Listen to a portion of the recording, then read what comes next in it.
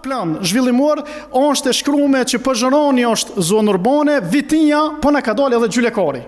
Dhe Gjylekari si zonë urbane në planin zhvillimor nuk është i rastësishëm. Problemi është që zoti Aliti e ka një hall tash se ky veç tash më ka leju vazhdimin e ndërtimeve të larta edhe tash duhet me arsyetua atë. Spari plani zhvillimor që ndoshta jam prej vetme që e kam lexuar në Vitinja 238 faqe dhe është plan tepër i dopt i shkruar që nuk përkën në shumicën e rasteve absolut dhe hiç me realitetin, se përgjatë qeverisës 12 vjeçare të SKL Alitit janë zonë me mira hektar, mira qindra hektar të klasës së parë, dytës edhe tretës në Vitin. Të gjitha ndërtime pa leje. Përgjatë kësaj qeverisje që nuk përkën prap me planin zhvillimor dhe nuk përkën hiç me asnjë realitet këtij plani zhvillimor, ta dini që në faqen mos gabofsh 83 këtij planit e keni ku zoti SKL Aliti i merr do terminologji, kuptohet se u bën me UBT në menatona, ekstrem, më vjen keq për ata profesor, po mësonu me shkruaj njerëz. S'po me shkruaj mësonu. Tepër, domethënë i gjon gabime drastike ku njëna prej tyre është që këta mendojnë me bën komunën policentrike. Ne kemi dëgjuar për qytete policentrike, po s'kisha dëgjuar për komunë policentrike. Bëjmë me mend. Dhe në atë plan zhvillimor është e shkruar që Pozhoroni është zonë urbane, Vitinja po na ka dalë edhe Gjylekari.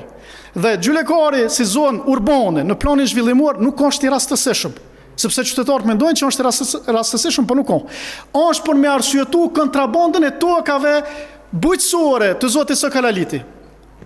Ne përkundrazi kemi propozu pikërisht që të kemi të shtojmë zonat urbane, të japim statusin juridik, pra Drobeshit, Kabashit, Beguncës dhe një pjesë të Ramnishtës. Me qëllim që Vitinja në afat kohor të zgjerohet drejt maleve, sepse qytetet zakonisht zgjerohen në atë pjesë. Labinot, so kote maksimum?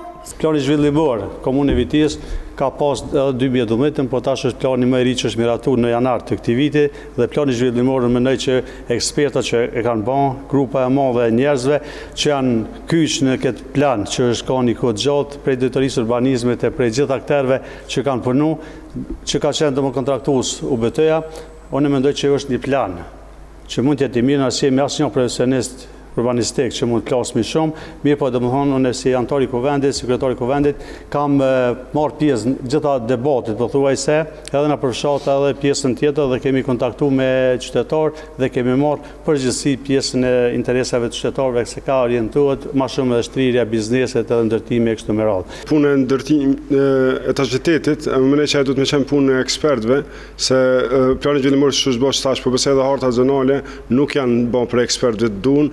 Edhe ato shë gabime qysh se Labinoti thatë, po menën që veç vetë i lexon senet, po aty ka gabime dhe bazike. Aty ka gabime dhe bazike në atë plan zhvillimor, po problemi është që zoti Aliti e ka një hall tash se ky veç tash më ka leju vazhdimin e ndërtimeve të larta, edhe tash duhet me arsyetua atë, edhe po tentojmë përmes këtij plani zhvillimor, përmes hartave zonale më shkurt me legjitimua atë.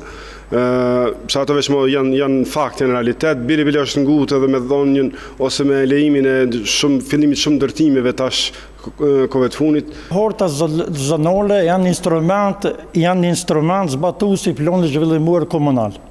Në ndë, duhet të kësaj, se etažiteti nuk përcaktuar sipas dëshirave apo kërkesave individuale, as kandidat, as kryetarit, por në mënyrë profesionale dhe ligjore, duke u bazuar dokumentet e nivelit qendror dhe në norma teknike të planifikimit hapësinor të Kosovës. Në anën tjetër, t'ju them se janë dhënë leje në aty ku ka plan rregullativ urban. Prandaj janë rregullat në fuqi, janë udhëzimet administrative, janë ligjet, por tash këtu i kemi dy pa kuptim. Fal, zoti Aliti 3 sekonda i ka secili, s'ka më shumë Labinot, replik.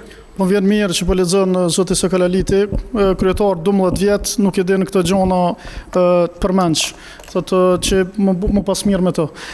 Desha të them që këtu në Kosovë është veç pak se tash po më marr se po këto duhesh më ditë vet. Po më marr kohën, Të lutëm. Pra, atë që është interesant është se në Kosovë e zëvendëson arkitekti, inxhinieri, eksperti politikonin. E zëvendëson edhe marketingi politikonin. Po këta si politikan kur nuk mirën me punë, nuk mirën me studime. Këta, banë men, zoti Arsim Ademi prandaj i thash, on është politikan sezonal. On është veç i fushatëv, po nuk on për gjatë viteve tjera.